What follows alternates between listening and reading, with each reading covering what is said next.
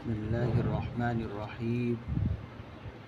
الحمد لله وكفى وسلام على عباده الذين اصطفى، أما بعد، فإن خير الحديث كتاب الله، وخير الهدي هدي محمد صلى الله عليه وسلم، وشر الأمور محدثاتها، وكل محدثة بدعة، وكل بدعة ضلالة، وكل ضلالة في النار. فقد قال الله تبارك وتعالى في القرآن المجيد والفرقان الحميد: فأعوذ بالله من الشيطان الرجيم، بسم الله الرحمن الرحيم.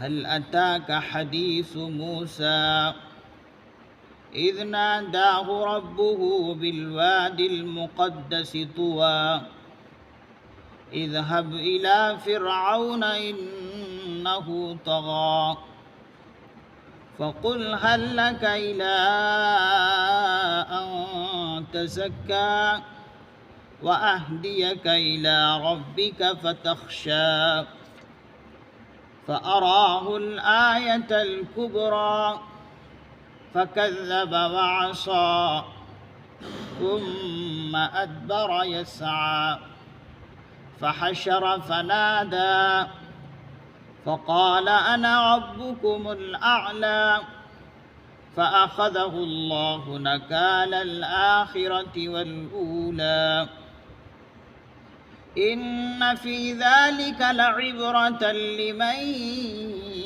يخشى أأنتم أشد خلقا أم السماء بناها رفع سمكها فسواها وأغطش ليلها وأخرج ضحاها والأرض بعد ذلك دحاها أخرج منها ماءها ومرعاها والجبال أرساها متاعا لكم ولأنعامكم فإذا جاءت الطامة الكبرى يوم يتذكر الإنسان ما سعى وبرزت الجحيم لمن يرى. صدق الله العظيم.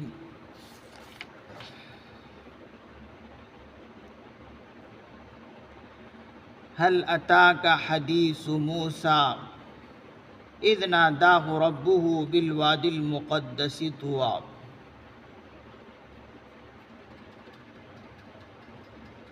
اے پیغمبر، کیا آپ کے پاس حضرت موسیٰ علیہ السلام کا قصہ پہنچا ہے؟ اذ ناداہ ربہ، جب ان کے پروردگار نے ان کو طویٰ کی مقدس وادی میں پکارا. کیا پکارا؟ اذهب الى فرعون انه طغى، کہ موسیٰ تم فرعون کے پاس جاؤ، اس لیے کہ اس نے سرکشی اختیار کر رکھی ہے. اللہ تبارک و تعالی اب ان آیات مبارکہ سے حضرت موسیٰ علیہ السلام کا قصہ مختصر ذکر کر رہے ہیں.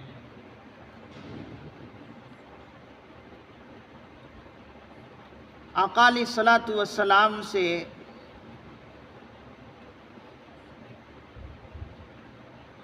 پوچھ رہے ہیں کہ اے پیغمبر، کیا آپ کے پاس حضرت موسیٰ علیہ السلام کا قصہ پہنچا ہے، واقعہ پہنچا ہے؟ کیا واقعہ؟ وہی واقعہ جو اللہ تبارک و تعالیٰ نے حضرت موسیٰ علیہ السلام کو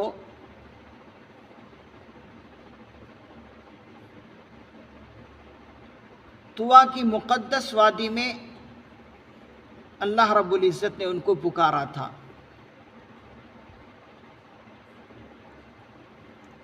وادی مقدس سے مراد حضرات مفسرین اعظام نے فرمایا صحرائے سینا ہے، جہاں پر اللہ رب العزت نے حضرت موسیٰ علیہ السلام کو پہلی مرتبہ پیغمبر بنا کر آواز دی۔ وہ طوا کی مقدس زمین جسے صحرائے سینا کہتے ہیں، سینا کہتے ہیں، وہ مراد ہے کہ پہلی مرتبہ اللہ رب العزت نے حضرت موسیٰ علیہ السلام کو پکارا تھا پیغمبر بنا کر، اور پکار کر کہا تھا حضرت موسیٰ علیہ السلام سے اللہ رب العزت کہ موسیٰ اب تم پیغمبر بنا دیے گئے، اب جو ہے تم یہ جو فرعون ہے اس نے زمین میں سرکشی اختیار کر لی ہے، یہ میرے خلاف بغاوت پر اتر آیا ہے، اور اس نے انا ربکم الاعلیٰ کا دعویٰ کیا ہے، اس نے کہا ہے کہ میں ہی تمہارا رب اعلیٰ ہوں۔ تو یہ سرکشی پر اتر آیا، آپ ان کے پاس جائیے اور جا کر کہیے کیا فَقُلْ هَلْ لَكَ إِلَىٰ أَن تَزَكَّىٰ، آپ ان سے کہیے کیا تو چاہتا ہے، کیا تجھے خواہش ہے کہ تو سدھر جائے، إِلَىٰ أَن تَزَكَّىٰ کہ تو سدھر جائے، تو سنور جائے، تیری اصلاح ہو جائے، کیا تو چاہتا ہے؟ وَأَهْدِيَكَ إِلَىٰ رَبِّكَ فَتَخْشَىٰ، اور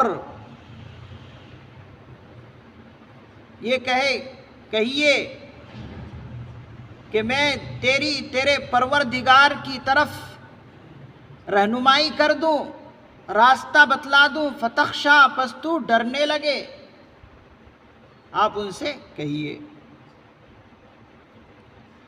تو حضرت موسیٰ علیہ السلام ان کے پاس گئے اور ان کو اس طرح سے تبلیغ دین کی بات فرعون تک بھی حضرت موسیٰ علیہ السلام نے پہنچا دی۔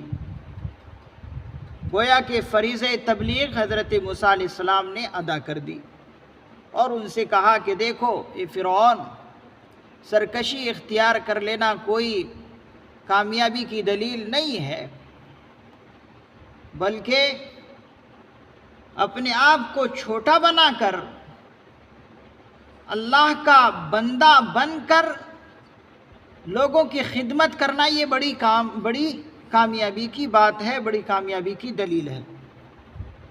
تو نے جو انا ربکم الاعلیٰ کا دعویٰ کیا ہے، گویا کہ تو اپنے خالق کو ہی بھول گیا، جس نے تجھے پیدا کیا تو اس کو بھول کر تو خود اپنے آپ کو رب کہنے لگا، یہ گویا کہ اللہ رب العزت سے تو نے بغاوت کر لی۔ تو ایسا نہ کر، میں تجھے تیری رہنمائی کے لیے اللہ رب العزت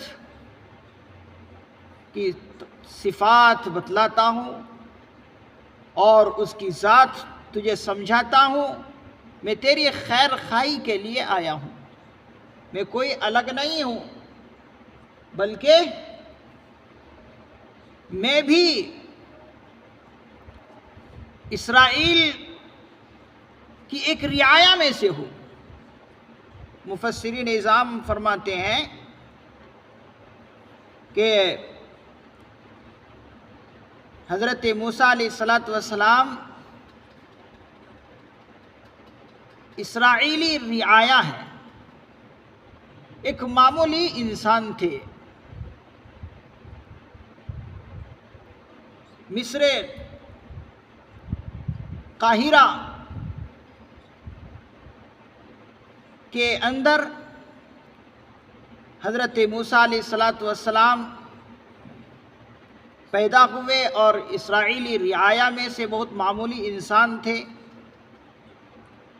اللہ رب العزت نے ان کو پیغمبر کے لیے چنا اور ان کو رسول بنایا اور ان کو کتاب بھی عطا کر دی۔ تو حضرت موسیٰ علیہ السلام نے فرعون کے پاس اللہ کی صفات اور اللہ کی ذات کو بیان فرمایا۔ پھر اس کے بعد فَأَرَاهُ الْآيَةَ الْكُبْرَى، یہ سن کر فرعون نے حضرت موسیٰ علیہ السلام سے اپنی نبوت کی دلیل مانگی تو ان کو بڑی نشانی دکھلائی۔ فَأَرَاهُ الْآيَةَ الْكُبْرَى، اس کو بڑی نشانی دکھلائی۔ آیت الکبریٰ سے مراد حضرات مفسرین اعظام نے وہ بڑی نشانی بتلائی کہ جس سے مراد حضرت موسیٰ علیہ السلام کی لکڑی کا سانپ بن جانا۔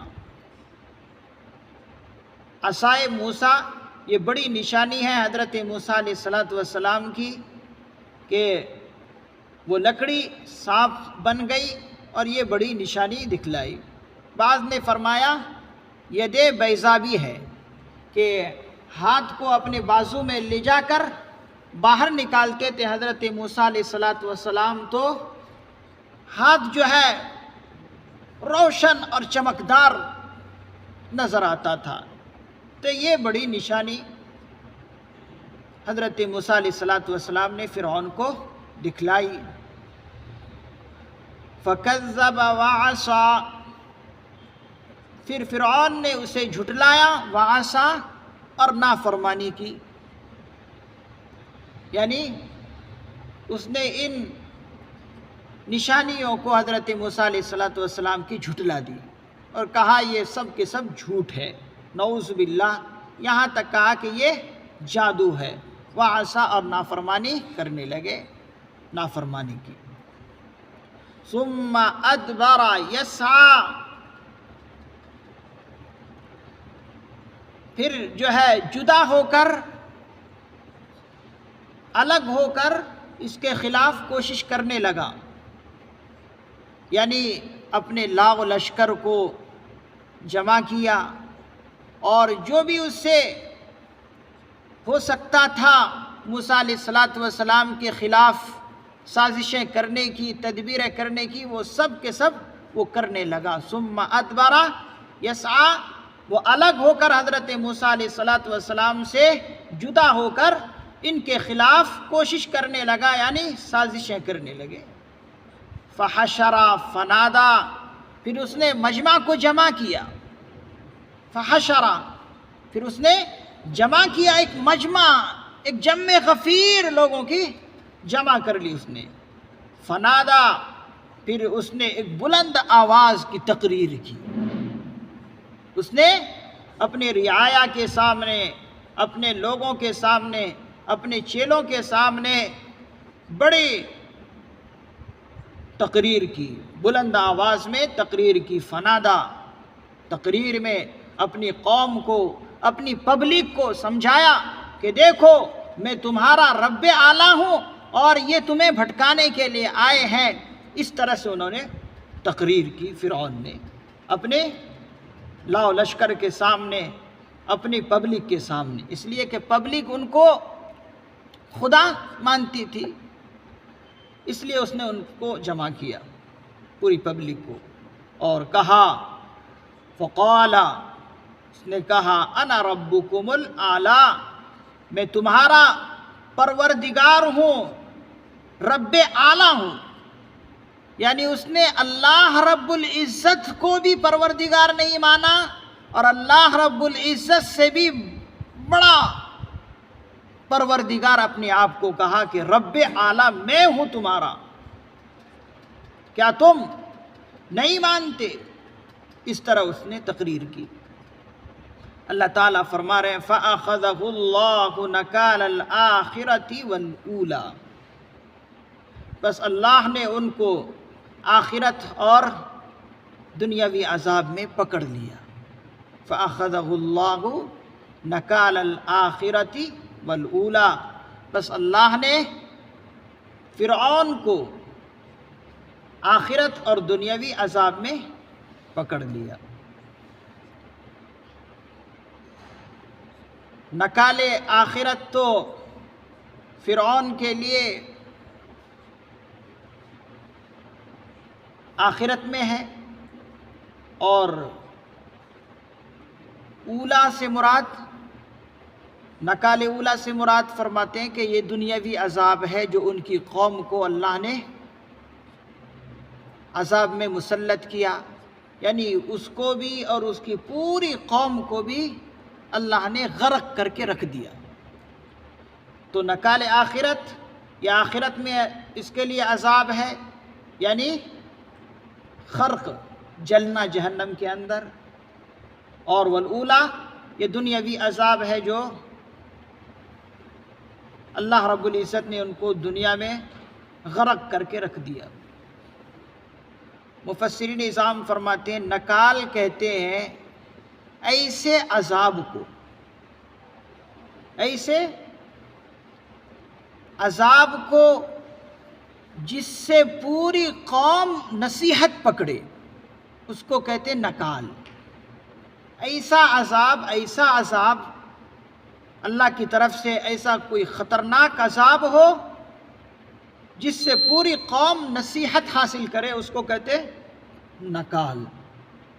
اسی لیے فرمایا ان فی ذالک لعبرۃ لمن یخشی، بے شک اس واقعے میں نصیحت ہے، عبرت ہے ان لوگوں کے لیے جو اللہ تعالیٰ سے ڈرے۔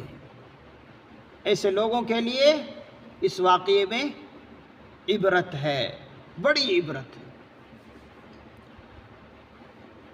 موسیٰ علیہ السلام کے نہ ماننے کی وجہ سے اور احکام خداوندی کے نہ ماننے کی وجہ سے اللہ رب العزت نے فرعون کو اور فرعونی قوم کو خطرناک عذاب میں مبتلا کیا اور اسے دریا کے اندر ڈبو کر رکھ دیا۔ تو یہ سب سے بڑی عبرت کی بات ہے، اور یہ عبرتناک واقعہ ہے۔ کن کے لیے؟ جو اللہ تعالیٰ سے ڈرے، یعنی جو اللہ کا خوف رکھے، اللہ سے خشیت رکھے، انہی کو ایسے واقعوں سے عبرت حاصل ہوتی ہے، نصیحت ہوتی ہے۔ ہاں جو اللہ سے ڈرے ہی نہیں تو پھر ان کو کتنے ہی بڑے واقعے ہوں اس سے وہ عبرت نہیں لیتے۔ اگلے رکوع میں اللہ رب العزت عقلی دلائل سے انسان کے دوبارہ زندہ کرنے کو سمجھا رہے ہیں کہ قیامت ضرور واقع ہوگی، اور اللہ کے لیے قیامت واقع کرنا، دوبارہ انسان کو زندہ کرنا بہت آسان ہے۔ عقلی دلائل سے اللہ رب العزت اپنے بندوں کو، اپنی مخلوقات کو سمجھا رہے ہیں۔ أَأَنْتُمْ أَشَدُّ خَلْقًا أَمِ السَّمَاءُ بَنَاهَا، کیا تمہیں پیدا کرنا زیادہ سخت ہے؟ أَأَنْتُمْ أَشَدُّ خَلْقًا، کیا تمہیں دوسری بار پیدا کرنا فی نفسہ زیادہ سخت ہے؟ أَمِ السَّمَاء، یا آسمان بنانا، بناہا جسے اللہ نے بنایا ہے۔ انسان سے اللہ رب العزت پوچھتے ہیں کہ انسانوں بتاؤ تمہیں زیادہ دوسری بار پیدا کرنا زیادہ سخت ہے یا آسمان کو؟ آسمان کتنا اونچا ہے، کتنے اونچائی پر آسمان ہے، اور پوری دنیا کو گویا کہ آسمان اپنے دائرے میں لیے ہوئے ہیں، پوری دنیا کو آسمان اپنے دائرے میں لیے ہوئے ہیں، اور اتنا بڑا آسمان کو ہم نے پیدا کیا ہے، اور تم تو ایک معمولی سی انسان ہو جو کہ 6 فٹ 7 فٹ 8 فٹ کا انسان ہو۔ کیا تمہیں زیادہ پیدا کرنا سخت ہے یا آسمان کو بنانا سخت ہے؟ ظاہر سی بات ہے آسمان کو بنانا سخت ہے، لیکن اللہ نے آسمان کو بنایا، اور ہر چیز آسمان، زمین اور انسان، یہ سب کے سب اللہ کے لیے بنانا سب برابر ہے، لیکن تب بھی اللہ رب العزت انسان کی نفسانیت کو سامنے رکھ کر بتا رہے ہیں کہ تم تو آسمان کو دیکھتے ہو، اپنی آنکھوں سے دیکھتے ہو کتنا بڑا ہے، ہم نے اس کو بنایا، اور تم معمولی اپنی ذات پر دیکھو، اپنے وجود پر دیکھو، کتنے معمولی سے تمہاری دھڑ ہے اور تمہاری لمبائی ہے۔ تو میں نے تو آسمان بنایا اور تمہیں بنایا، تم لمبائی میں بہت چھوٹے ہو، تو کیا میں جب آسمان بنانے پر قادر ہوں تو پھر دوبارہ تم کو میں زندہ کرنے پر قادر نہیں ہوں؟ اے انسان، کیا تو نہیں سمجھتا؟ پھر فرما رہے رفع سمکہا فسواہا، اس کی چھت کو بلند کیا، رفع سمکہا، اس کی چھت کو بلند کیا، فسواہا، پھر اس کو ٹھیک ٹھیک بنایا۔ آسمان کتنا بلند ہے، اور اس کی چھت کو اللہ نے بلند کیا، اور اس کے اندر اس چھت میں ذرہ برابر بھی کوئی پیوند بھی لگے ہوئے نہیں ہیں کہ کہیں پر شگاف ہو، شقوق ہو، پھٹاوا ہو، ایسا کہیں نہیں ہے، اتنی بڑی چھت ہے۔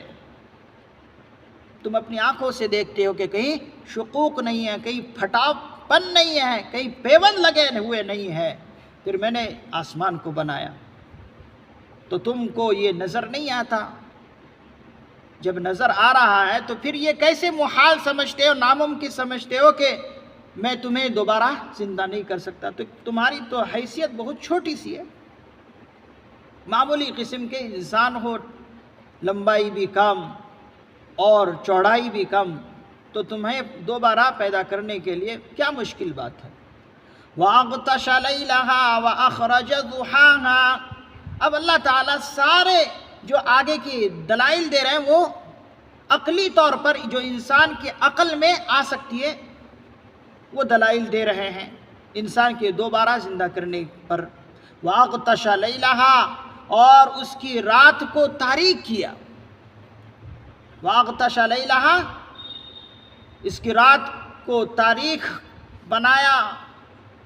وَأَخْرَجَ ضُحَاهَا، اور اس کے دن کو ظاہر کیا۔ رات کو اللہ تعالیٰ نے اندھیری بنایا اور دن کو ظاہر کیا۔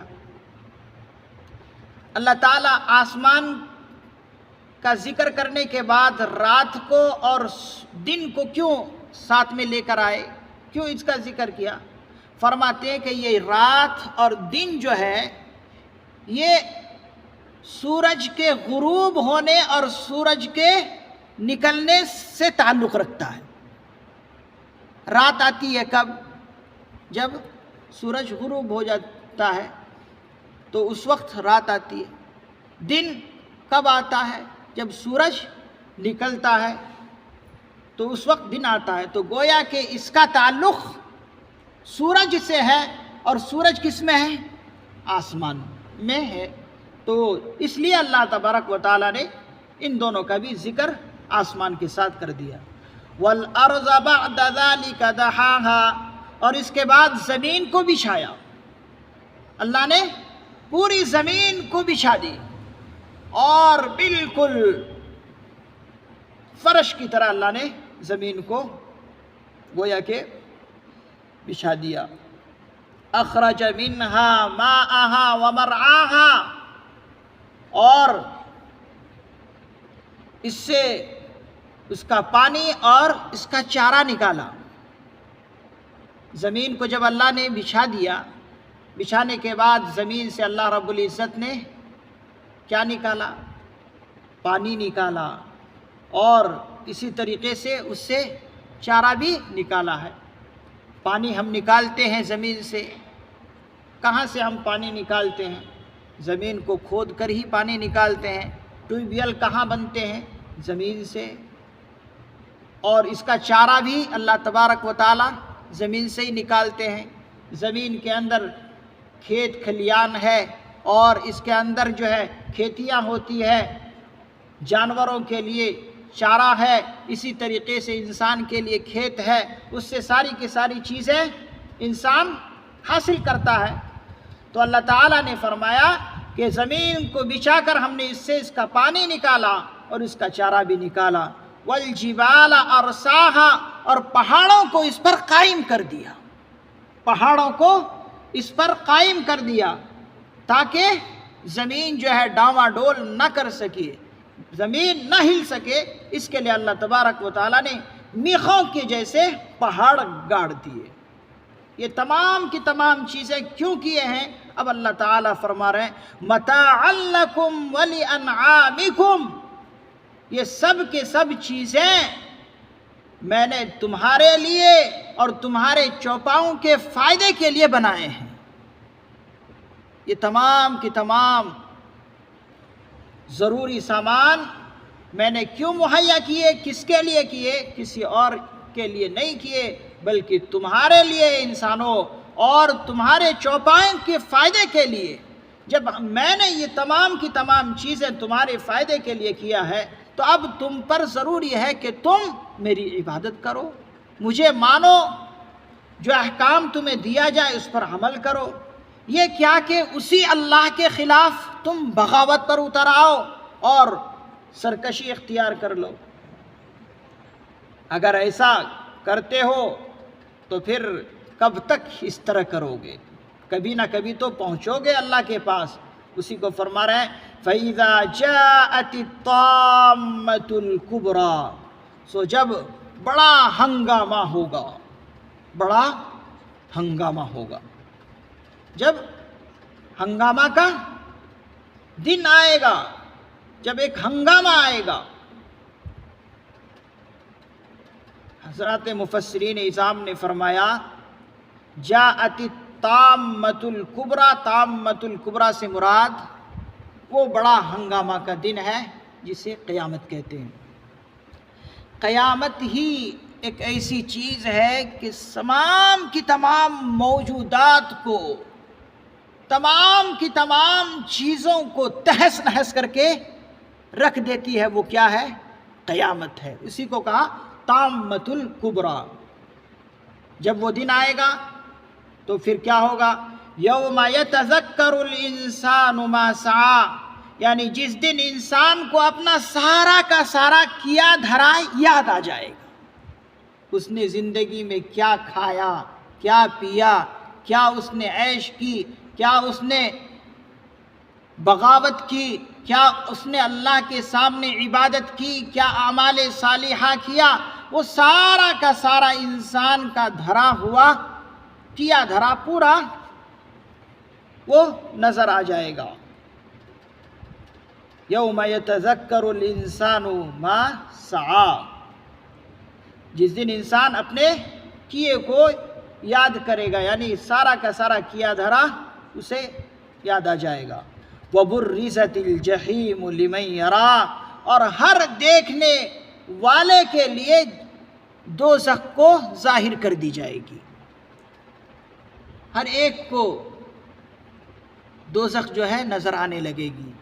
آج تو انسان کو دوزخ سمجھ میں نہیں آتی، لیکن ایمان والا ہے، مسلمان ہے، اس کو یقین ہے کہ دوزخ ضرور ہے، لیکن ظاہری طور پر اپنی آنکھوں سے وہ ایمان والا بھی مسلمان بھی نہیں دیکھ پاتا، لیکن وہ دن ایسا آئے گا کہ وہ بھی جہنم کو، دوزخ کو، جہنم کو اپنی آنکھوں سے دیکھ لے گا، اور اللہ کا نافرمان بھی اپنے آنکھوں سے جہنم کو دیکھ لے گا۔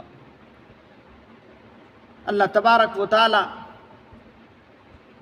ایسے نافرمانوں کا ذکر اگلی آیتوں میں کریں گے جس نے اللہ کو نہیں مانا، اللہ کے رسول کو جھٹلایا اور اس کے سارے حکموں کو جھٹلایا، اس کا کیا ٹھکانہ ہے اللہ تبارک و تعالیٰ اگلی آیتوں میں ذکر کریں گے۔ اللہ تعالیٰ سے دعا ہے اللہ تبارک و تعالیٰ ہمیں ان آیات عظیمہ سے سبق لینے کی توفیق عطا فرمائے، اور جو اللہ رب العزت نے عقلی دلائل دے کر اپنی قدرت اور اپنی خداوند ہونے کی باتیں ہمیں سمجھائے ہیں، اللہ تعالیٰ ہمیں ان باتوں کو سمجھنے کی توفیق عطا فرمائے۔ سبحان اللہ و بحمدہ، سبحانک اللہم و بحمدک، ونشہد ان لا الہ الا انت، ونستغفرک ونتوب الیک۔ سبحان ربک رب العزت عما یصفون، وسلام علی المرسلین، والحمد للہ رب العالمین۔